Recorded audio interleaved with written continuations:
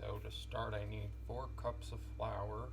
So I'm not measuring it quite yet. I'm gonna sift it first. So I'm gonna sift roughly 4 cups of flour, and then when I'm done with that, then I'll measure it out.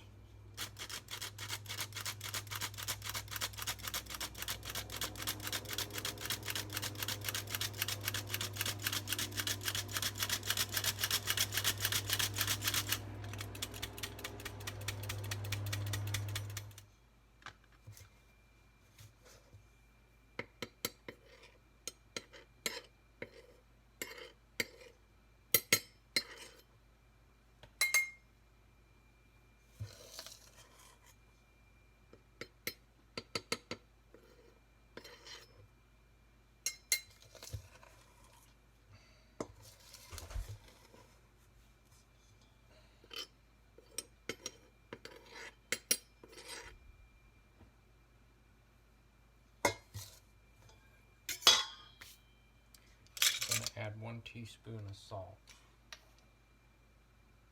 to this.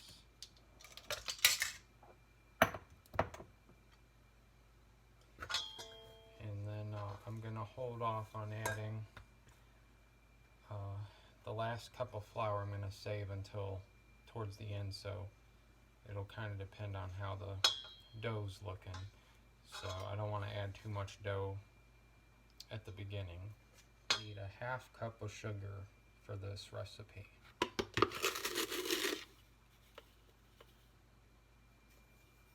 Just gonna add that right into my flour.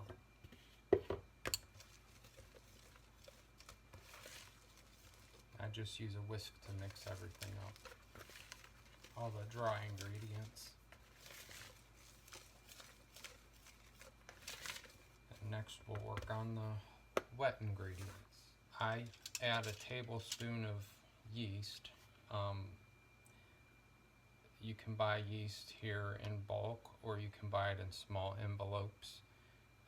If you're getting the small envelopes, you would use 2. The recipe calls for 2 envelopes.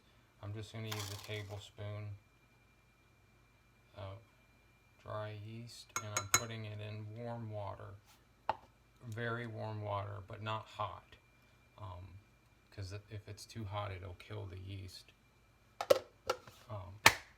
I'm going to add a little bit of sugar here too.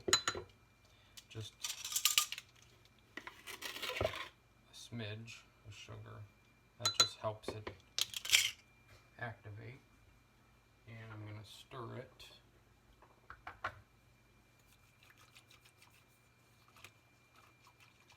And we're going to let this rest for until it gets foamy, and then it'll probably take 5 to 10 minutes for it to start getting foamy.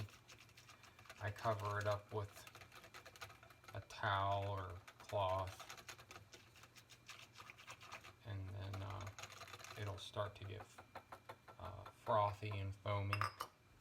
I got the recipe calls for 2.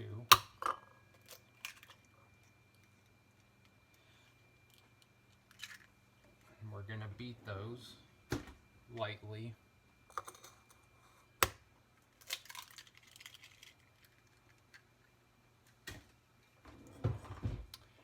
And then I'll be back because I got to grab my shortening. I have a half a cup of butter flavored shortening here, and I use Crisco brand butter flavor. You could probably just, you could use half a cup of butter, but I use this for this recipe, and I beat my 2 eggs here. My yeast is all foamed up now, it's ready to go, so I'm going to be back with the stand mixer. Okay, I hope you can see this. I'm having trouble setting up here with my camera, but so I'm going to pour in this yeast, try to get it all in there.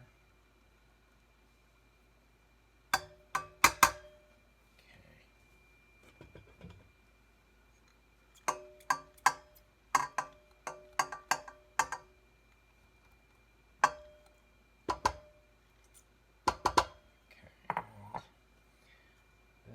add my beaten eggs here.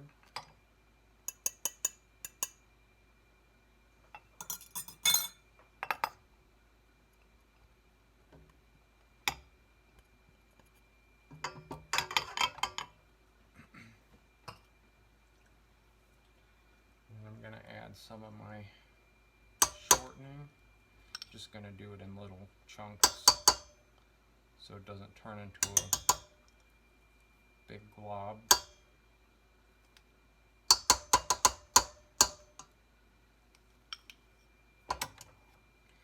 And we'll start stirring here.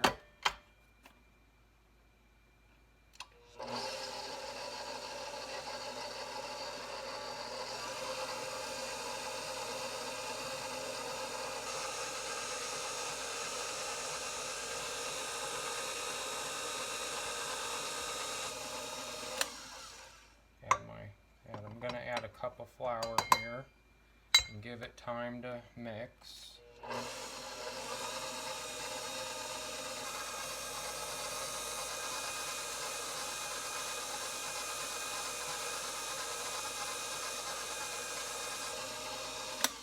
Add another cup here.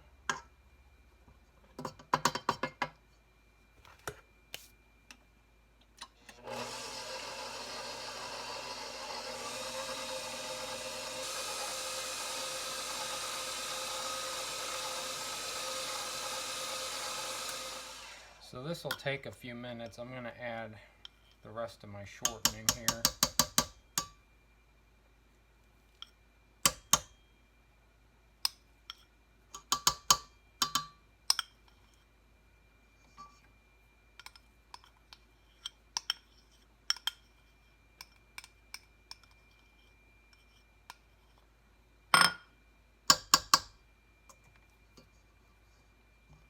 And you could use a healthier oil to make this if you don't want to use shortening.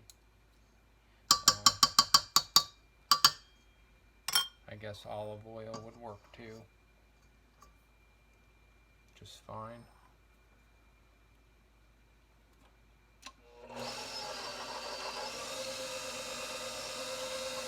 So I'll be back when this is getting mixed up. It'll take a few minutes and I'll be back. Okay, so it's almost done here. I added the rest of my flour. I didn't add the full 4 cups, probably about 3 3/4 of a cup of flour total, and it keeps mixing it. I probably let this mix about 8 minutes and it started pulling away from the sides of the bowl. So I just added a little bit more flour and it should be ready here in just a minute.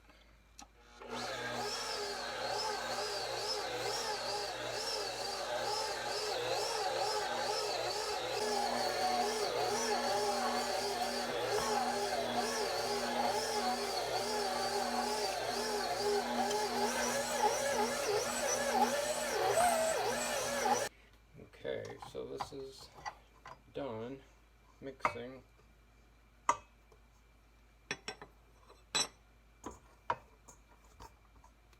So when it's done, I'm just gonna shape it into a ball.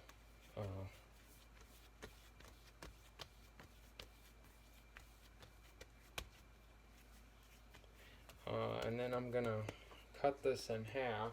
Well, actually, I'm gonna cut this in 4 pieces, and I'm gonna let I'm gonna use this today for a meal, so I'm gonna cut it into 4 pieces. I'm gonna use 1 piece today, and then I'm gonna put the rest in the refrigerator. And you can also put this in the freezer if you wanted to, but I wouldn't let it rise if you're gonna put it in the freezer or the fridge. I would just put it right in the fridge. It'll rise in the fridge, it just takes longer. And then you can use it up, you can use this up, you know, if you put it in the fridge. I would just use it within a week, but if you You know, obviously if you put it in the freezer, it's good indefinitely. You just have to let it rise whenever you bring it out, which will take a while. If you freeze it, you'll have to give it a few hours to rise. I'm going to let this rise for about an hour once I cut it up here. So I'm just going to cut this in half.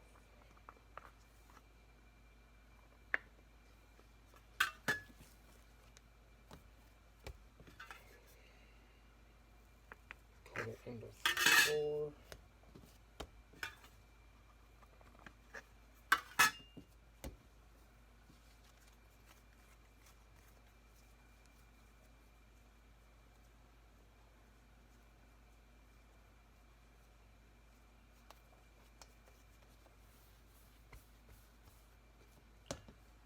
Okay, and I'm gonna put these in containers, and these 3 I'll put them in the fridge, and I'll use them within a week, and then this one I'm gonna do today. So I'll be back with that one. Okay, so I have a greased bowl here, and I put my dough ball in here. I'm going to let it rise for about an hour, or until it's double in size. I'm just going to cover this with, you can either cover it with plastic wrap, which is what I usually do, saran wrap, or you can just put a damp cloth over it and put it somewhere dark and where there's no draft or cold air coming in. I usually just put mine in a drawer with a blanket over top of it, just to keep it warm.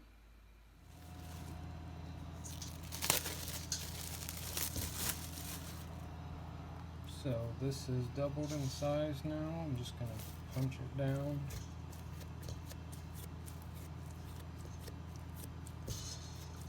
And then I'm ready to shape it into whatever I want. I could do a loaf, I could do little rolls, and then I'm gonna do that, let it rise another 15-20 minutes, and then I'll bake it. So I'll let these rise for about an hour, and I'm making hamburger buns with these, so I'm gonna bake them in the oven about 400 degrees Fahrenheit for 10 to 12 minutes, and we'll be back. So these are done. It's been about 10 minutes. I'm gonna pull them out here and get them ready to serve.